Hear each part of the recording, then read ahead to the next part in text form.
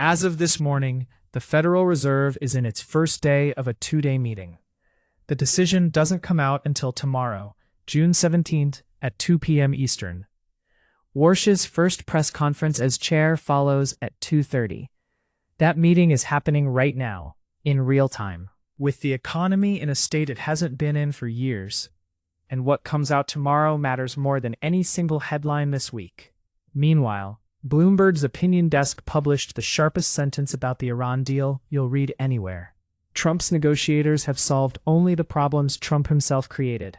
And U.S. allies have proposed leading the demining of the Strait of Hormuz, because the physical distance between deal announced and oil flowing involves minesweeper vessels moving at 3 knots through a steady waterway.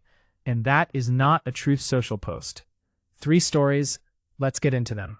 Start with the Fed. And let's be precise about what we actually know versus what gets decided tomorrow. The federal funds rate is currently at 3.5 to 3.75%, unchanged since December. The April meeting held it there in an 8-4 vote, the most divided FOMC in 34 years, with 4 dissenters, 3 opposing even the language about future cuts, and 1 Governor Miran actually voting for a 25 basis point reduction. That internal fracture told you something about where the committee stands. Deeply split between people who think the Iran war's inflation is temporary and people who think it's becoming structural. The June 16 to 17 meeting is Warsh's first as chair. Markets are pricing near certainty of no change tomorrow. But the real signal isn't the rate itself. It's the dot plot and the press conference. The dot plot, released tomorrow alongside the decision, shows where each FOMC member thinks rates should be at the end of 2026, 2027, and beyond. If the median dot moves toward 0 cuts in 2026, or worse, toward a hike, that is a fundamental repricing of the economic outlook. Morgan's Ferroli says hold all year. First hike in Q3 2027. The bond market disagrees. Investing.com confirmed that bets for a Fed hike are rising, with no bets left for a 2026 cut. That gap between what professional economists forecast and what traders are actually wagering represents genuine uncertainty about whether the Iran deal's oil price relief arrives fast enough to matter. The producer price index jumped 1.1% in April, and another 1% in May. 2 consecutive months of the same acceleration, the biggest consecutive PPI surge since 2022. PPI leads CPI. Factories raise input prices before retailers raise shelf prices. The May PPI print, combined with the May CPI at 4.2%, is the inflationary environment Warsh is inheriting. He has publicly endorsed tighter inflation discipline.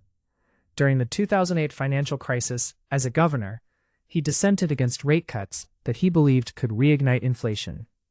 He was confirmed 54-45, the narrowest margin in Fed history.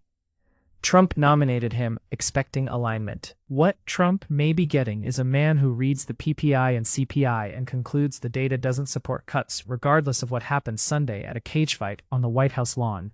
What to watch tomorrow at 2:30 p.m. Does Warsh say the Iran deal meaningfully changes the inflation outlook, which would be the language of a man prepared to cut in September? Or does he say the committee will carefully assess incoming data as energy markets normalize, which is the language of a man who knows that minesweepers are still doing their work and the supply chains haven't responded yet? One sentence in a press conference sets the rate path for the next 6 months. Watch that sentence. Now the sentence Bloomberg already wrote that the administration would prefer you didn't read. Mark Champion, writing in Bloomberg Opinion, reported by Go Local Prov this morning, said of the Iran deal, "It seems the U.S. president's negotiators have solved only the problems Trump himself has created." That is restrained language for an argument that, when you lay out the timeline, is devastating.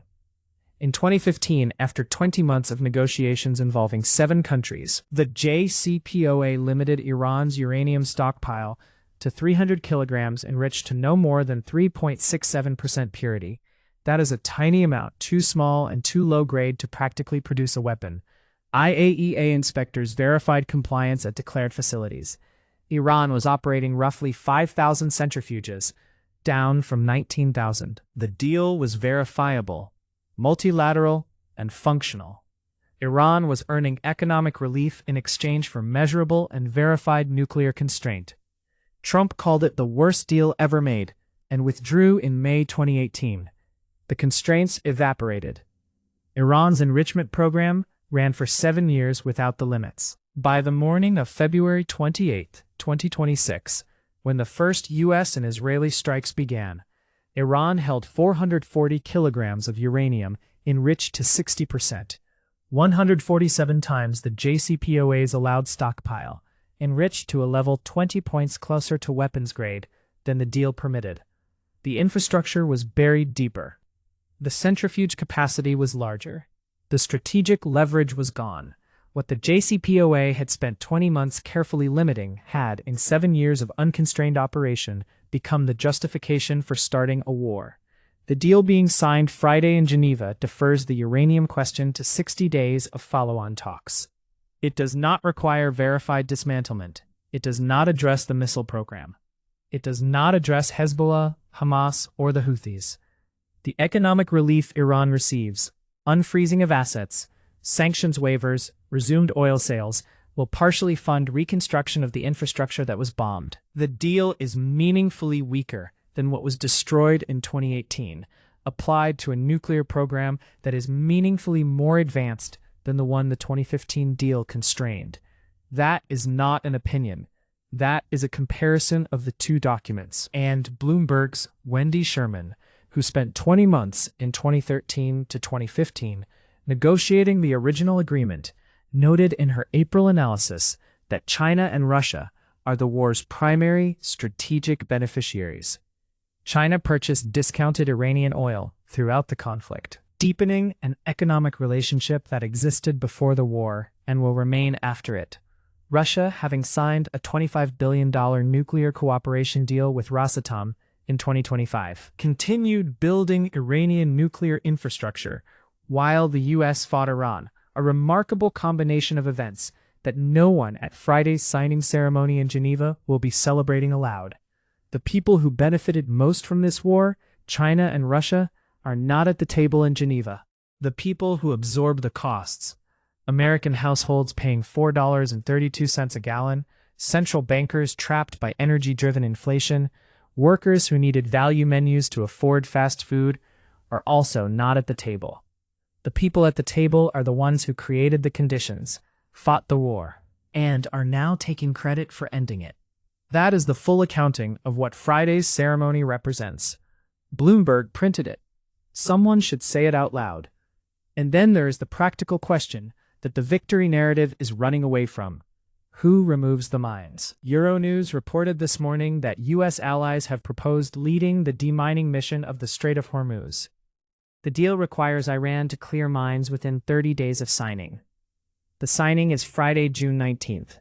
That clock starts in 3 days. And the reason U.S. allies are volunteering to lead the demining rather than waiting for Iran to do it is not diplomatic generosity. It is a confidence problem. Shipping companies and insurers will not approve tanker transit through the Strait based on Iran's self-reported clearance. The international community knows this. The proposal to have allied naval forces lead the operation is an implicit acknowledgement that Iran's word alone is not sufficient collateral for a Lloyd's of London underwriter to put a $200 million tanker into that waterway. Naval mine clearance is methodical work. Minesweeper vessels move at 2 to 4 knots, using sonar arrays and remotely operated vehicles to locate, classify, and neutralize individual mines.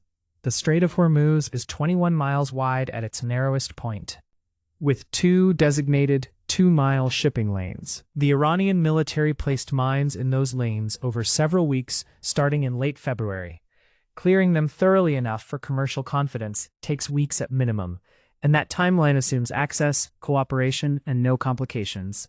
The G7 summit opened today in France, with thousands of protesters outside the venue demonstrating against what they variously call U.S. imperialism, the Iran war's civilian costs, and economic inequality.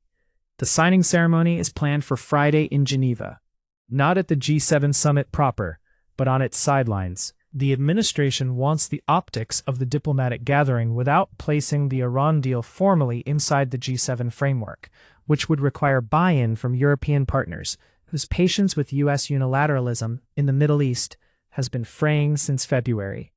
Energy experts confirmed last week that even after the signing, it could take months for oil supply to normalize. Shipping companies need confidence, producers need to restart, and supply chains don't respond to announcements. That means the gas price relief that is supposed to ease inflation, give the Fed room to cut, and produce a pre-midterm economic tailwind is not arriving in July. It is arriving at the earliest in August or September, which is after the next CPI print, which is after Warsh's next meeting, which is exactly when the political pressure for economic relief will be at its most acute. The announcement was Sunday. The signing is Friday. The mines will take weeks to clear. The oil supply will take months to normalize. The inflation it caused will take a CPI cycle to reflect.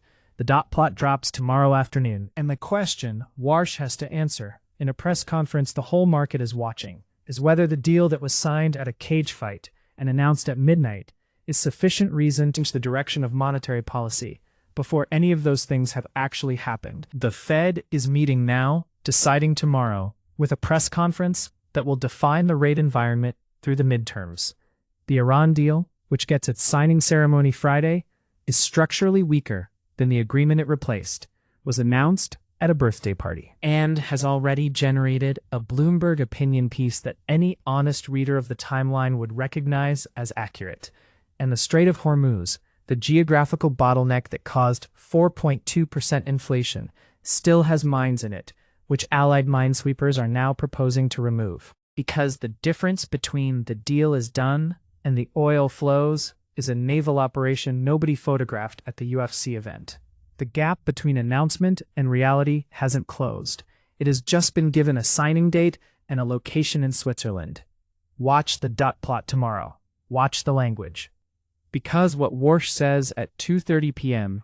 is the first honest accounting of where we actually are, not where the press release says we are.